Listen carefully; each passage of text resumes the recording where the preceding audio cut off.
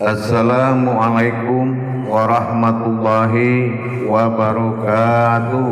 Waalaikumsalam warahmatullahi wabarakatuh.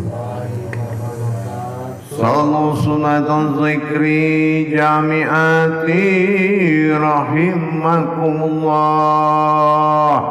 La ilaha illallah wallahu akbar. Subhanallah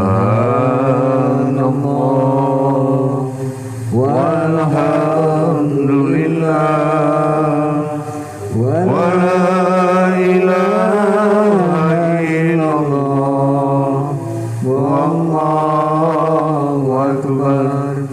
Subhanallah walhamdulillah wa la ilaha illallah wallahu akbar.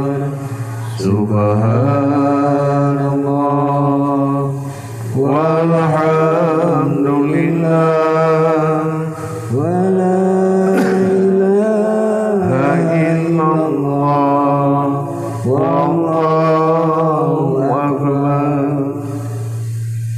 La ilaha illallah al-malikul haqqul mubin Muhammadur Rasulullah as-sadiqul wa'dal amin. La ilaha illallah al-malikul haqqul mubin Muhammadur Rasulullah as-sadiqul wa'dal amin. La ilaha illallah al-malikul haqqul mubin Muhammadur Rasulullah as-sadiqul wa'dal amin. Ya Allah ya mawjudun ya Allah ya maqsudun ya Allah ya makin ya Allah ya maqbudun ya Allah ya maqsudun ya Allah ya maqsudun ya Allah ya makin ya Allah ya maqbudun ya Allah ya mawjudun ya Allah ya maqsudun ya Allah ya makin ya Allah ya ma'budun. Allahumma sholli ala sayyidina Muhammad wa ala alihi wa sahbihi wa sallim. Allahumma sholli ala sayyidina Muhammad wa ala alihi wa sahbihi wa sallim. Allahumma sholli ala sayyidina Muhammad wa ala alihi wa sahbihi wa sallim. Alhamdulillah, alhamdulillahi rabbil alamin. Assalatu wassalamu ala ashrafil anbiya'i wal mursalin sayyidina wa maulana Muhammadin sallallahu alaihi wasallam. Asyhadu an la ilaha illallah wal malikul haqqul mubin wa asyhadu anna Muhammadan abduhu wa rasuluhu was-sadiqul wa'dal amin. Allahumma salli wa sallim wa barik wa karim ahzanul nabiyil karim ihdinil ladzi min jamalika wa innal ladzi min jalalika wa innahu min kitabika wa tahirin wal mujahidin wal jamiati rahimakumullah. Bersyukur kita kepada Allah dengan mengucapkan alhamdulillahi rabbil alamin atas segala limpahan karunia, rahmah dan hidayahnya, serta dengan izinnya juga kita dapat menjalankan ibadah tawassulan, bertawassul fi Rasulullah sallallahu alaihi wasallam. Insyaallah pada Kamis malam Jumat di majelis pusat Majelis Zikir Ma'rifatullah Makom Studio YouTube Buya Pasaman Timur Jakarta. Bersalam kita tidak akan pernah kita lupakan. Marilah sama-sama kita sampaikan dan kita panjatkan kepada junjungan kita Nabi Allah, Nabiul Akhirul Zaman, Rasulullah Muhammad sallallahu alaihi wasallam. Atasnya kalimahnya kita kalamkan dengan membacakan Allahumma sholli ala Sayyidina Muhammad wa ala alihi Sayyidina Muhammad. Jamaah yang dirahmati Allah rahimakumullah. Insyaallah di dalam kita bermujahadah kepada Allah, tentunya kita memiliki satu jalan yang diridhoi, namanya tauhid. Sebagaimana yang kita tahu, makna dari maksud kata tauhid ini adalah iman. Iman dalam kata tauhid adalah mampu mengimani dalam perjalanan diri kita menuju Allah, terutama dalam bertajalinya pada rohani kita. Kalau kita berbicara mengenai tajali rohani, ini adalah kembali kepada kajian usul, ya. Kajian usul adalah kajian wujud yang mana tidak berasma kalau kita kalamkan. Kaji wujud adalah kaji diri, awal diri adalah Tuhan, ba'dal wahid tunggal awal jadinya. Jadi yang berperan dalam kajian ini adalah titik. Titik itu namanya wujud, ya. Nah, titik ini namanya wujud. Dalam hal ini, versi yang pertama itu dinamakan dengan siri fil kasror. Kalau siri fil asror itu artinya kita kaji tentang kerahasiaan Allah, tentang kaji sir-sirnya Allah, siril asror. Nah, tapi kalau kita mengkaji ke tingkat ibadah, ini ghaibul khuyub. Kalau ghaibul khuyub itu yaitu kaji sifat, kodratnya, makomnya ibadah. Nah, sama dengan mengkaji diri. Diri dikaji dalam makom siri fil asror, beda dengan kita mengkaji diri di makom yaitu ghaibul khuyub. Ya, ghaibul khuyub itu kalau yang sudah bersifat nyata. Nah, ini namanya bersifat. Dalam pembagian dua perkara tadi merujuk kepada yang namanya napas dan yang bernapas. Kenapa Allah menjadikan diri ini bernama naf? Itu 295 kata di Al-Quran itu selalu mengatakan tentang naf adalah diri.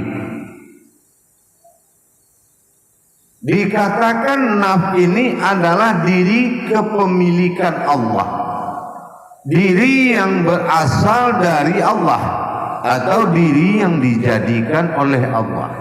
Beda dengan diri yang diciptakan. Kalau diri yang diciptakan ini yang bernapas, ya, tingkatnya makhluk, menghindari manusia ini setara dengan makhluk, maka Allah menetapkan kepemilikannya dengan nama naf. Jadi bagaimanapun kepemilikan Allah naf, dia tidak akan pernah bercampur menjadi makhluk atau hewan. Karena makhluk yang dijadikan oleh sirif fil abror itu beda dengan makhluk yang diciptakan dari ghaibil wuyuk. Ghaibil wuyuk ini tingkatnya adalah yang bernapas, kodratnya adalah ruh. Kalau ruh, pasangannya adalah jiwa, nasib, kehidupan, dan usia. Itu ruh. Tapi kalau napas, pasangannya adalah hayat, rohani, batin, dan nur. Ini sirifil asror. Jadi kodrat yang dua ini berbeda. Jadi kalau umpamanya ruh, berarti tingkatnya makhluk. Nah, makhluk apabila tubuh disatukan dengan roh, itu namanya nasma. Nasma ini adalah sebutan. Makanya banyak nama makhluk dari sebutan saja, tapi tidak ada isinya, tidak ada kodrat ketuhanannya. Sebutan nasma. Nah, tapi kalau dia diri ini adalah napas, bukan bernapas. Nafas adalah nama batinnya Allah. Napas, ampas, napas, nufus. Ini nafas adalah diri yang sesungguhnya. Kodratnya adalah hayat, rohani, batin, zat, dan nur. Ini namanya sifat. Karena ini adalah yang kedua, ghaibil wuyuk tadi adalah kodratnya ruh bernapas, maka napas tidak mungkin bernapas. Maka yang bernapas, kullu na'zin za'ikatul maut, setiap yang diberi nyawa itu pasti mati. Tapi tidak ada Al-Quran yang mengatakan nyawa itu mati.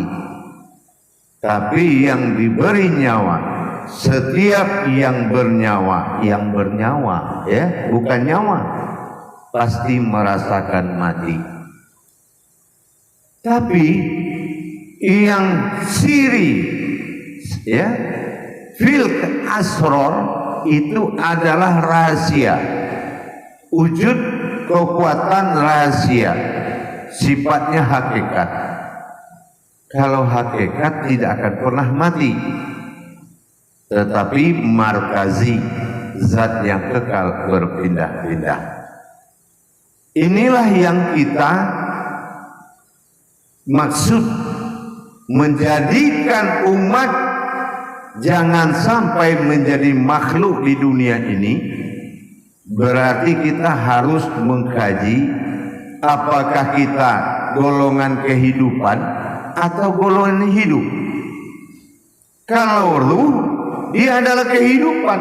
Contohnya kita pelihara kucing, kita senang dengan kucing, itu namanya kehidupan. Nah, coba kalau diri kita hanya sebuah kehidupan, hayat, bukan hayun, apa nilainya? Kehidupan bersifat hancur. Jadi kalau kita bertahan dengan kodrat kehidupan, maka kehidupan itu akan bersifat hancur atau binasa. Maka Allah berikan ketetapan nafs sebagai diri. Nafs itu kalau dilihat hukum hijaiyah, nah itu aku, fa itu batin, yaitu adalah batinku. Nah ini yang dikatakan dengan bani atau anak, ya, atau anak. Bani, ba itu batin, ni itu aku, keakuan Allah. Inilah kita. Jadi jamaah sekalian, menghindari umatnya Muhammad, hambanya Allah, tajalli hidupnya jangan sampai bergolongan kepada yang bernapas, tetapi adalah golongan nafas, yaitu diri yang sesungguhnya atau dinamakan batin Allah bernama nafas. Disinilah kita belajar meningkatkan harkat dan martabat kemanusiaan kita. Jangan sampai menuju kemakhlukan seperti wujud-wujud hewan. Bukan berubah jadi hewan, tapi jiwanya akan berjalan seperti hewan. Itu yang kita khawatirkan.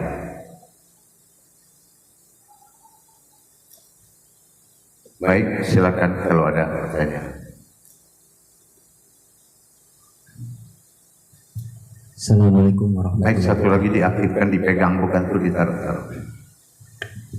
Assalamualaikum warahmatullahi taala wabarakatuh. Waalaikumsalam warahmatullahi wabarakatuh.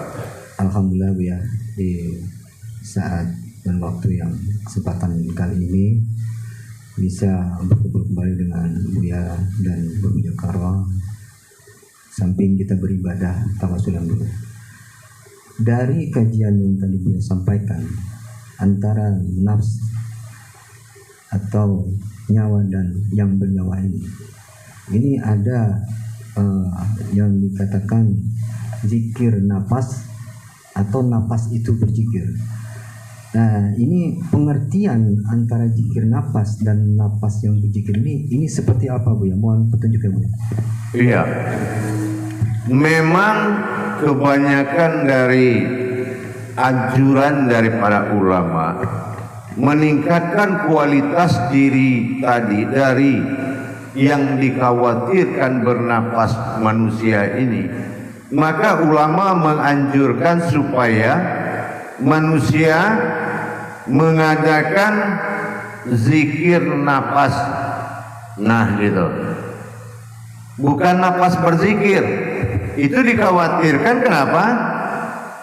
Karena dia tidak mampu mengetahui apa yang ada maksud naik turun keluar masuk. Ini kan bukan kerjaan batin itu. Mana ada batin naik, batin turun, batin keluar, batin masuk. Ya, ini adalah tajalli ruh. Nah, dikhawatirkan adanya kesamaan pola hidup dengan hewan atau dengan makhluk lain, maka dianjurkan manusia itu meningkatkan kualitas dirinya dengan menggelar zikir nafas.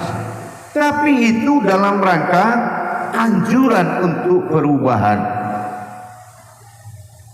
Gitu. Anjuran untuk perubahan, bukan suatu peraturan yang dikekalkan. Nah, sama kayak seperti kita memaknai daripada surat An-Nisa ayat 3, nikahilah olehmu ya istri-istrimu 1, 2, 3 dan 4 kalau engkau merasa mampu. Bukan ulama atau Allah atau firman ini menyuruh kawin banyak, tetapi memperbolehkan apabila tidak adanya kemampuan.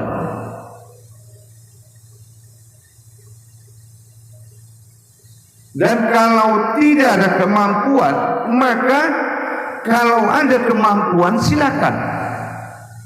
Berarti bukan peraturan. Gitu ya. Ada kemampuan silakan. Tapi kalau tidak ada kemampuan cukup satu saja. Berarti di zaman kodrat, yaitu yang dikatakan sirfil asror, itu adalah ketetapan kalau dasar diri kita adalah diri yang dirahasiakan, diri sir, diri rahasia. Itu namanya nafas atau batin Allah. Nafas.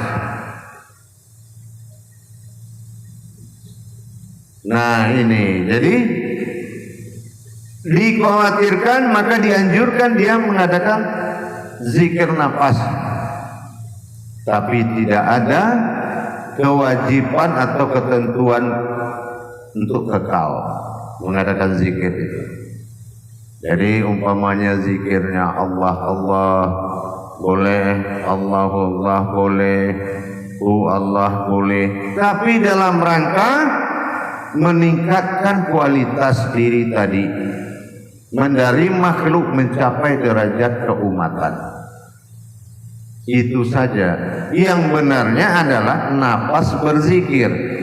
Kalau nafas berzikir karena dia adalah potensi dari siril fil asror, berarti zikirnya sir. Apa zikir sirnya? Ya, itu zikir nafas. Gitu. Jadi jangan kita nanti kita hidup nggak taunya kita sebuah kehidupan aja, masna, ya enggak? Kalau sudah itu untuk apa lagi? Nasma itu sudah nama aja. Apa nama? Itu kucing. Kalau yang satu lagi itu orang. Hanya membedakan kucing dengan orang. Ini nasma. Nah gitu. Maka diangkat derajat dirinya sebagai khalifah di muka bumi ini. Ya, khalifah maksudnya umat yang dimuliakan, penuntun, pembimbing, mengarahkan, atau dikatakan juga ma'ul hayat. Nah, untuk mendapatkan ma'ul hayat itu juga ada pengisian dari batin sifatnya. Dari napas, tanapas, ampas, nupus itu dia akan meloncat kepada makom pisifat. Nah, semua pisifat bersifat Allah, bersifat alam kepada wujudnya Allah. Akhirnya menjadi humul hayat. Nah, ini yang dikatakan ma'ul hayat.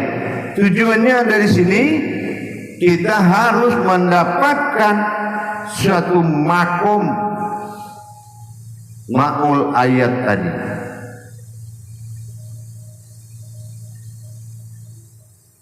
Gitu. Lalu kembali ke nafas atau batin ini namanya.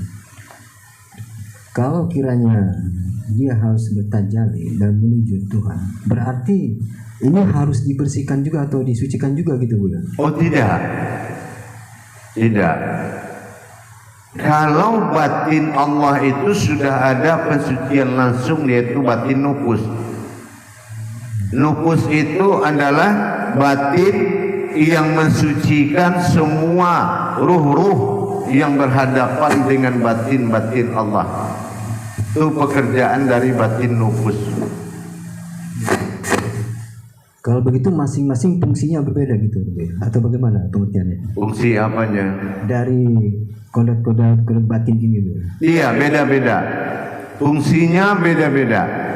Kalau batin nufus, anpas, napas, tanapas, itu 4 batin adalah asal muasal semua terjadi. Jadi masing-masing adalah alat kodrat arasnya Allah yang dijadikan sumber, begitu, dijadikan usul dari semua kodrat. Nah, cuma lagi kita harus tahu bagaimana proses pentajalian dari batin sir asror tadi menuju ghaibul guyub, yaitu batin sifat yang bersifat pisifat.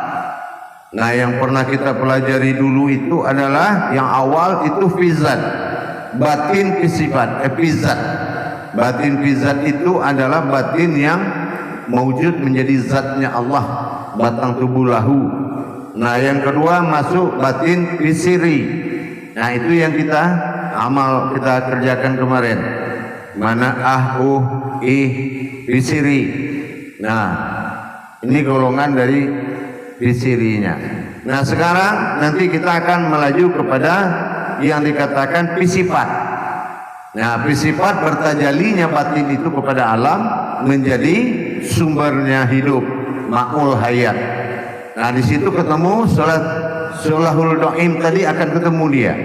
Nanti akan ketemu batin yang akan maujud, yang tidak akan bisa dilupakan. Dan inilah Sholahul Do'im. Sholahul Do'im itu berhubungan batin dengan Allah, sehingga kita dijadikan engkau telah mendapatkan sholatku. Nah, ini di surat Al-Ma'arij ayat 23. Sesungguhnya mereka sudah mendapatkan sholatnya. Inilah yang dikatakan Sholahul Do'im. Nah, itu nanti ada tajalli dari batin sifat ini yang membuat kita menatap sesuatu yang nggak bisa dilupakan. Nah, gitu ya. Insyaallah Bu ya. Terima kasih Bu ya. Assalamualaikum warahmatullahi wabarakatuh. Waalaikumsalam warahmatullahi wabarakatuh. Assalamualaikum warahmatullahi wabarakatuh Bu ya. Waalaikumsalam warahmatullahi wabarakatuh. Saya ingin bertanya tentang nafas. Di situ kan hidup, sedangkan bernafas itu kehidupan. Sedangkan di situ peran yang menghidupkan itu seperti apa? Kalau kehidupan tidak ada yang menghidupkan, ya, namanya kehidupan itu adalah satu ciptaan, maka golongannya alam, ya, sama seperti rumah. Rumah ini kehidupan, tapi yang ada di dalam rumah itu yang hidup, gitu. Jadi kalau kehidupan ini yang menentukan adalah yang hidup, itu yang nafas. Jadi kehidupan bernapas kepada yang hidup. Harusnya hayat wal hayyun. Nah, sekarang kehidupan ini kalau dia ruh, maka dia punya alam sendiri, alam ruh.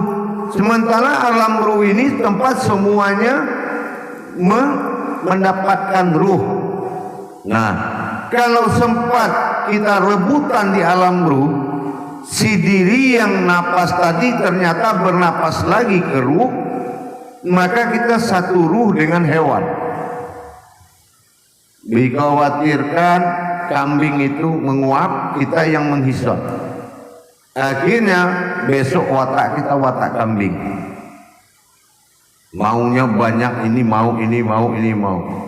Kalau menguap kucing, mengap, kita yang menghirup. Kebetulan terhirup napas kucing. Ya sudah, otak kita sudah sama kayak kucing itu. Watak maksudnya. Nah, ini kalau yang dikatakan kehidupan ruh, itu yang dinamakan kehidupan, gitu. Jadi jangan kita bernapas kepada kehidupan, nanti derajat kita bukan asma, cuma nasma. Nasma itu jatuh menjadi panggilan saja. Kalau asma nama, tapi kalau nasma itu hanya sebuah nama saja. Tidak asmaul husna, cuma nasma. Nasma itu panggilan. Panggilan itu maksudnya apa? Berbeda namanya. Ini kodrat manusia, ini kodrat hewan, ini kodrat jin. Ini nasma. Jadi jangan hanya ada kita untuk membedakan aja. Berarti nilai kita apa di mata Allah? Orang hidup, tapi di mata Allah sudah mati. Mungkin lebih mulia lagi orang yang kita lihat hidup, tapi di mata Allah dia orang yang kita lihat mati, tapi di mata Allah dia hidup. Nah, inilah yang kita khawatirkan. Maka Allah memberikan ya, menjadikan diri yang dia punya namanya naf. Jadi di situ naf itu tidak bisa disambung dengan hewan. Nah, gitu. Contohnya nafas, ya, nafsahu, nafsihi, gitu. Kalau yang turun naik ini di dalam kajian itu, nah seperti nafsiyah, nafsun, itu nama-nama diri. Kalau nafsiyah itu ini yang turun naik. Salabiyah, salbiyah, nafsiyah, nafsiyah, ya, nah gitu. Paham? Insya Allah.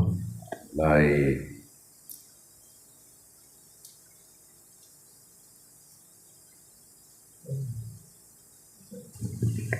Assalamualaikum warahmatullahi wabarakatuh. Waalaikumsalam warahmatullahi wabarakatuh. Mohon pencerahannya Bunda. Tadi Buya telah menguraikan mengenai nafas berzikir. Saya mau pengen lebih dalam lagi. Itu apa kaitannya antara nafas berzikir itu dengan nyawa gitu Buya? Apakah nafas berzikir itu selamanya berzikir dia Buya? Terima kasih Buya. Iya. Iya. Hukum berzikir itu dawamu zikri wa ala dawamu lisan wa ala mulazamatu zikri. Kalau ingin mengingatku, kamu harus bisa melupakan yang lain, barulah kamu akan selalu mengingatku. Nah, berarti yang berzikir, yang mengingat ini adalah sebuah kodrat dari Allah, bukan ingatan. Nah gitu. Makanya kalau kita sudah menyaksikan perbuatan Allah di dalam makom tajalli batin itu, maka itu yang akan selalu mengingat dan kita teringat menjadi kodrat yang mengingatkan. Nah gitu. Jadi kita tinggal menjadi kodrat yang mengingatkan. Kalau kita sudah tahu mana yang mengingat, maka kitalah jatuh kodrat yang mengingatkan. Jadi kalau ada sesuatu bisa mengingat Allah, itu tidak bisa, ya, kecuali yang mengingat Allah ini adalah orang yang telah mengkaji apa yang dilihat oleh Allah, itulah yang bisa diingat oleh orang, oleh manusia. Nah itu butuh pembedahan kajinya. Paham?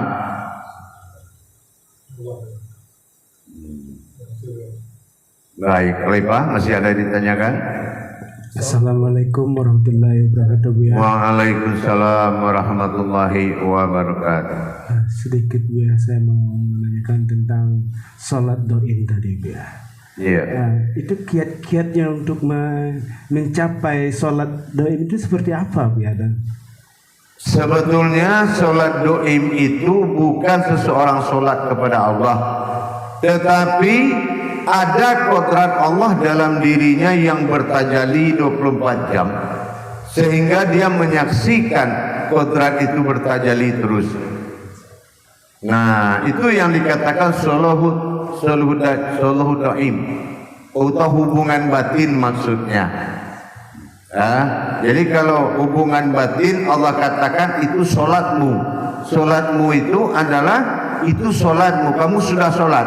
Solahutul doimu. Doimu itu solatmu. Jadi tidak termasuk dia solat fardu, tapi solatul doimu itu adalah solat. Kamu sudah mendapatkan solat. Nah tentu dengan kita membedah, kita bedah kajinya, nanti kita akan bertemu sebuah kodrat yang mana kodrat itu melihat sesuatu yang tidak bisa dia lupakan lagi, yaitu adalah penyaksian dari batinnya yang kita ikutkan. Contoh, kita tertidur, kenapa jantung kita dengan nyawa nggak tidur-tidur?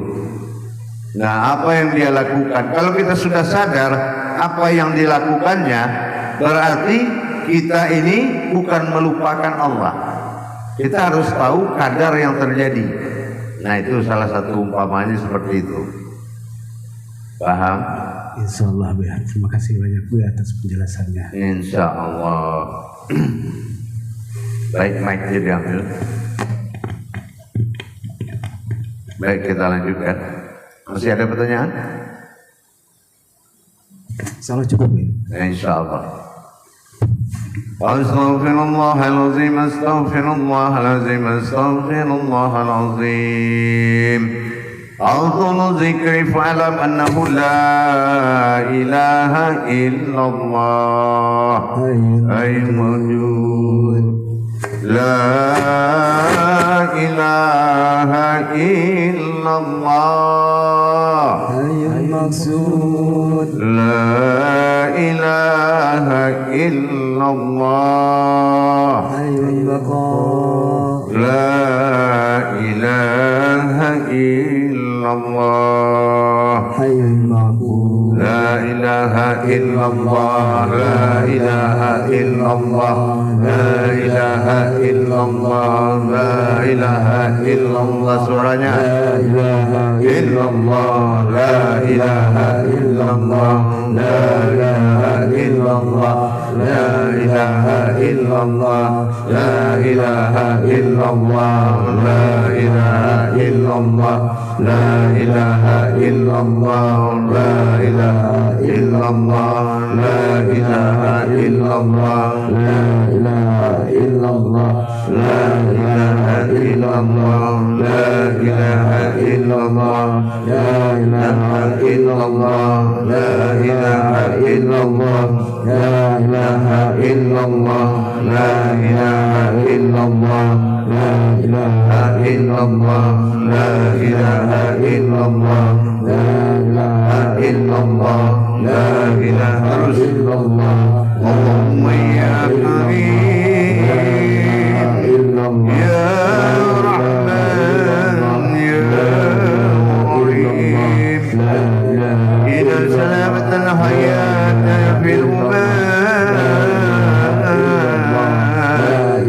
جميعنا سلامة في العرش الله ولا القدس الله ولا كرامة الله وصفات الله واسم الله وعزة الله لله رب العالمين اللهم أنت السلام وربهم مدل السلام والسلامة الحياة إلى سلامة الحياة في الأرواح المسلمين والمسلمات والمؤمنين والمؤمنات وعلى أرواح والصحابة والقربات وخصوصا أرواح الحجاج في الجامعات وأرواح وعبيه وفي الجامعات وصحابته في الجامعات وقرباته في الجامعات وآية والبني والحريم في الجامعات وعن بيته في الجامعات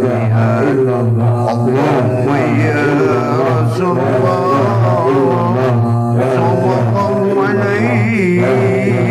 صلى الله عليه وسلم ربي الله يا كريم يا رحمن يا رحيم بجامه وصفاته ودرجة على صراطه وإرادة وقدرة وإرادة وحياة ومن العلم ومهدا ومن درجة ومن نعمة في الرزق ومن نعمة ودية في الجسد ونعمته وإلى السلامة على البداياته على الفرق ذات الله وهي كرامة الله وهي إلى الكرامة والصورة وجهة الكتاب الفاتحة ربي السلام وروت السلام صلى الله عليه وسلم لا